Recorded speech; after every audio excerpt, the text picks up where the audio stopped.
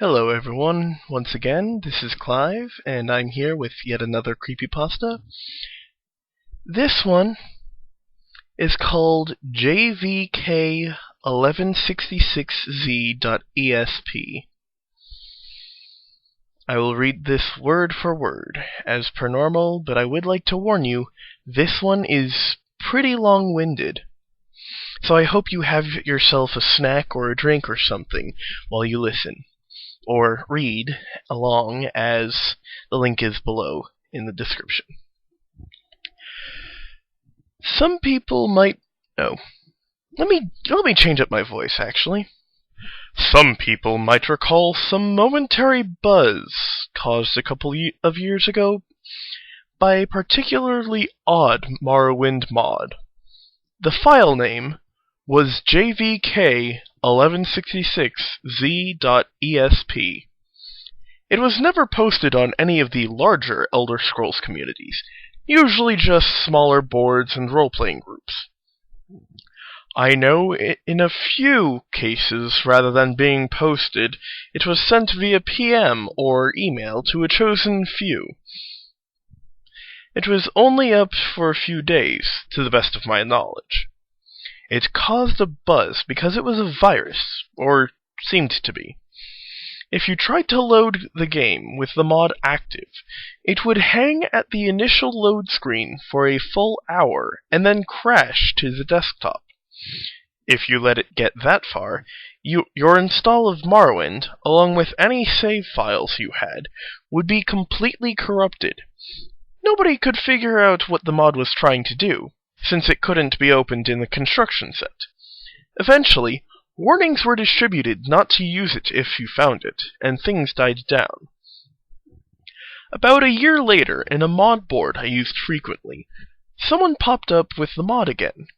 He said he was PM'd by a lurker, who deleted his account immediately after sending. He also said that the person advised him to try playing the mod through DOSBox. For some reason, this worked. Sort of. The game was a bit laggy, and you couldn't get into options, load game, the console, or really anything else, other than the game itself. The quick save and quick load hot buttons worked, but that was it. And the quick save file seemed to be just part of the game file, so you couldn't get at it anymore. Some speculated that the changed game used an older graphics renderer, making DOSBox necessary, but it didn't look any different. This part I can speak about from personal experience.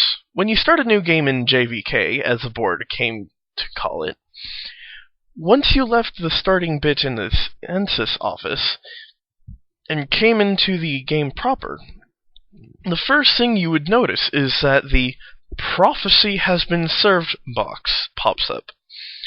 This is because every single NPC having to do with the main quest is dead, with the sole exception of Yagram Begarn, the last of the Dwemer. Their corpses never despawn, so you can go check on all of them. In effect, you begin in a world that is doomed to start with. The second thing you notice is that you're losing health. It's only a bit, but it keeps happening, a little bit at a time. The longer you stay in one place, the quicker it seems to occur. If you let this health loss kill you, you'll find the cause, a figure we came to call the Assassin, because he seems to wear a retextured version of the Dark Brotherhood armor from Tribunal, even though the expansions don't work in JVK. It's all black, completely untextured, like he's just a hole in space. The way he moves, he gave me quite a start, the first time I saw him scuttling around my dead body. He crawls inhumanely on his hands and feet, his arms and legs splayed out like a spider. You'd usually only see him after death, crawling around and over your body just before the reload box popped up. Occasionally, you'd catch a glimpse of him darting around a corner or crawling on a wall or ceiling. It made the game very difficult to play at night. Other than that, the only noticeable difference is that that at night, at random intervals, every NPC in the game will go outside for a few minutes. During this time, the only thing they will say when hailed is, "Watch the sky." Once they return to their normal behavior, they act like normal, though. After a while, a player on the board discovered a new NPC named Tierce, a male Dunmer, in the temple at Ghostgate. Two things are notable about this NPC. First is his robe, a unique article of clothing that was lovingly rendered with twinkling stars all across it, looking like a torn-off chunk of the night sky. The second is that all of his dialogue, in addition to showing up in the dialogue box, is voiced. You can skip it if you wish, but it all sounds like it's in the default male Dunmer voice. Some people said they thought the voice was slightly different, but it was a very, very good imitation. I won't go into the details, but the questline he sends you on has to do with a dungeon referred to simply as the Citadel. Up until this point, the quests were all of a fairly generic discover the secrets of the ancients bent. The entrance to this dungeon is on a small island far to the west of Morrowind proper. I eventually discovered that if you used a scroll of Icarian flight at the westernmost point on the main landmass and jumped directly west, you'd end up almost exactly at this island. Even though the dungeon is called the Citadel, it goes straight down. It dwarfs any other dungeon, both in size and difficulty. From a natural cave area, you'll proceed down into an ancestral tome-looking area, then a Daedric ruin area, then a Dwemer ruin area. I made it down to the Dwemer ruins before I quit. The creatures here were strong enough that a level 20 character would have to take care. And since you can't use a console in JVK, level 20 took a while to get to. Since quick save and quick load are your only options, it's all too easy to get yourself into an impossible situation, too. I did, and I just didn't have the energy to start over. Now, what I'm telling you is based on what those few who went further reported. Past the Dwemer ruins, you find yourself in a level like the Dwemer ruins, but darker. Rather than the usual bronze, all the surfaces, including those of the creatures, are black. The sounds of machinery are loud here, and grow louder still, randomly. There's also steam or fog everywhere, limiting your vision about 10 in-game feet or so. If you can make it through all this, you will reach a hall that those who found it called it the Portrait Room. Like the fire and torches or other effects from early 3D games, this room has picture frames that always face directly at you, no matter how you look at them. The images on the frames are always randomly chosen images from your My Pictures folder. On the board, the ones who got there had some fun posting screenshots of the Portrait Room with various pictures in the frames. Usually porn, of course. At the end of the hall was a locked door. After admitting defeat and returning to Tierras, everyone just found him saying, "Watch the sky," in his gravelly voice. Oh, gravelly voice. What's more, nobody else in the game would say anything. There was just a completely blank dialogue box, with no options at all. They wouldn't even rattle off the usual canned audible greetings. The only exception was at night. Whenever they'd go out for a few minutes, they'd still repeat it. Watch the sky. At this point, one of the players, a friend of mine from the board, noticed, and the few others who got this far agreed, that the night sky was no longer the usual night sky of Tamriel. It had changed to a depiction of a real night sky, and it moved. From this point on, everything is based on what this one person reported. Eventually, he got himself kicked from the board, but I kept in contact with him for as long as he responded. According to him, based on the constellations and planets. The sky started around February 2005. If you died, loaded, or went back into the Citadel, it would start over. When the usual day sky graphics took over, the movement would be suspended until the stars appeared again. In the space of a single night, everything would move about 2 months' worth. Since the timescale of JVK was more or less that of the standard game, that meant that a bit less than an hour was equal to a 24-hour period. He became convinced that the door would open based on some kind of celestial event. Of course, waiting for that meant leaving the game running. Of course, that meant the game couldn't be left unattended, thanks to our old friend, the assassin. My friend decided he'd hang out for a whole day just to see if anything happened. That would be about a year's worth of movement. Here's the post he made at the end of this experiment. I loaded in Seda Neen, where it all starts. It wasn't too bad. Just had to check in now and then to move around and heal to make sure I wasn't dying. But check it out. 24 hours exactly in, and the assassin learned a new trick. He screams. I was reading, and all of a sudden, this crazy loud shriek just about makes me crap myself. It's like something out of a horror movie. I look up and there he is, just crouched down right in front of me. Of course, the second I moved my character, he ran off. When I went back down to the portrait room, the door was still locked. Damn it, damn it, damn it! A bit later, he came to the decision that he needed to wait 3 days, or the equivalent of 3 years. The PM advising us to try DOSBox showed up in February of 2008 was his reasoning. Anyways. After the first shriek, the assassin stops hitting you out of nowhere. Now he'll shriek, and if you don't move for a few seconds after that, he hits you. I think whoever made the mod was trying to help. At night, I've got my headphones on, and I was just kind of dozing off, when he wakes me up with a shriek. I jiggle a mouse, and I'm good. That post was 2 days in, from his laptop. Once it was over... Fuck! So fucking done! So I wait the 3 days, right? And right after the fucking assassin made me jiggle the mouse, he shrieks again. So I look, and everyone in town is outside. They're all saying, "Watch the sky." I don't see anything, though. But then the game starts getting dark. Like, really dark.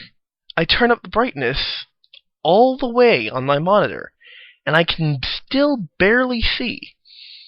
I can see other people in the game, little figures running around in the distance, just running back and forth.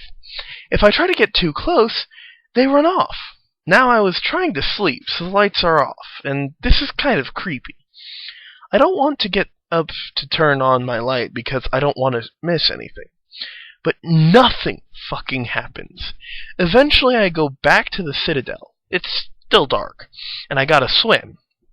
And the whole time I can see all these guys swimming all around me, just barely there.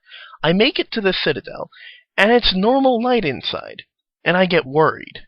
Sure enough, the portrait door is still fucking closed. I go outside, and it's all starting over. So that's it. I'm fucking going to bed, and I'm fucking done. The end. After that, 2 things happen. First, another of the people who got to the portrait room claimed that the assassin was showing up in his regular Morrowind game. Quick explanation. If you reinstalled Morrowind to a different folder, you could have a normal Morrowind install along with JVK. He himself chalked it up to an overactive imagination at first, but he reported a couple of really big scares from the black figure, with the black figure crawling right at him, or seeing it waiting for him just around a corner before scuttling off. Another of those who reached the portrait room started a regular Morrowind game, but never saw him for sure. It was just a couple of maybes late at night, and always at a distance. The second is that my friend started getting really abusive and short-tempered on the board, though he stopped talking about JVK entirely. It got so bad that he was soon kicked off. I didn't hear anything from him for a couple of weeks after that, so I sent him an email. This was part of his reply. I know I shouldn't, but with classes out, I've got some time, so I started JVK up again. It's almost 2011. I think I've got the sleep madness, but stuff is happening. It's still dark. Once it gets dark, it never gets any lighter. It stays like that. The people moved a few months ago. Everyone in Seda Neen just went to that little bandit cave and moved in. They killed the bandits inside, and now they're just standing around inside. They don't say anything anymore. They don't do anything when you click on them. I quick-saved and killed one. He just stood there until he died without fighting back. And it's like that everywhere. You have to walk, since the quick travel people are all in caves now too, but all the cities and towns are just deserted. All the people are in caves and tombs. Everyone in Vivek is down in the sewers.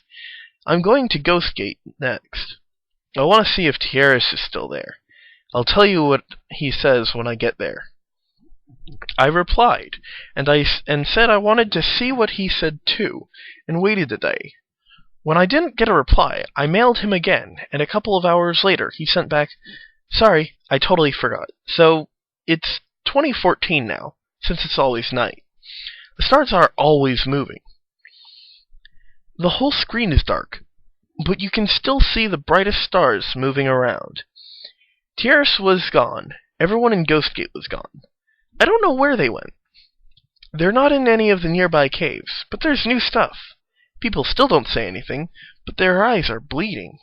It's so dark that even with a light spell, you have to get right up against them to see. But there they are, little dark streaks coming down from their eyes. I think I gotta be getting close. I know this is stupid, and there's no way that the payoff is going to be worth it, but I just want to be able to say I stuck it out. I got that one during the day. Later that night, I got a follow-up email. Some of the planets aren't moving right. It's pissing me off. This keeps up, I won't be able to keep track anymore. It's almost 2015, I think. Fuck. You know, I just now noticed that there aren't any monsters anymore, either. I'm completely alone outside now. The main quest people's bodies are still lying around, though. I went to check on them. I don't need headphones anymore, so I just leave them off. When he shrieks, it's like he's screaming right into my ear. I think I even kind of anticipate it. He's around a lot more now. A lot closer. He's different from the other people who started showing up. Remember? They keep running around just where I can barely see them. I have to admit, it's kind of creepy at night. Sometimes when I go to the bathroom or whatever, I swear I can see something out of the corner of my eye. I'm keeping all the lights on now. I sent him a letter, jokingly telling him that to get some real sleep, and left it at that. 2 mornings later, I found this in my email. It was the last thing I got from him. After this, he stopped responding completely. I just got up from a fucked up dream, I think. The assassin shrieked at me, and when I opened my eyes, he was right there, crouching over me. His arms and legs were longer, more like a spider's. I tried to push him away, but when I touched him, my hands just went inside, and I couldn't get them loose again, like he was made of tar or something. Then I woke up, I thought. He was gone, but when I looked at the monitor, I wasn't where I was. I was in the Corpusarium with Yagram. For once, the light was okay, and I could see him all bloated on those mechanical spider legs. I sat down at the computer and he started talking to me. Not in a box, but really talking to me, in Tieris's voice. He knew things about me. He told me things that I'd never told anyone. Some things I totally forgot about. He told me that almost nobody made it this far, and that the door would open up soon. I just had to hang on a little while longer. He said I'd know when it was time. He said I might be the first one to see what was inside. And then I woke up for real. But I was at the computer. I still wasn't where I was. I'm swimming out to the Citadel Island, and I can hear this tapping. It's at my window. It's over on the left, so I'm sending you this, because I left my laptop by my bed to the right. Just a little tap, tap, tap, tap, like he's knocking his finger against the glass. I might still be dreaming now. So I guess that's the end of the story. I know there's a few other stories floating around about the mod, but this is the only one I know as true. As far as it goes, I deleted my JVK copy of the game pretty much right after I gave up. But I'd like to get the mod again, if anyone still has a copy of the file. I'd like to see some of this for myself. Wow, that was long-winded. I thought it was going to be shorter than that. Anyways, I hope you enjoyed that creepypasta. It was definitely interesting.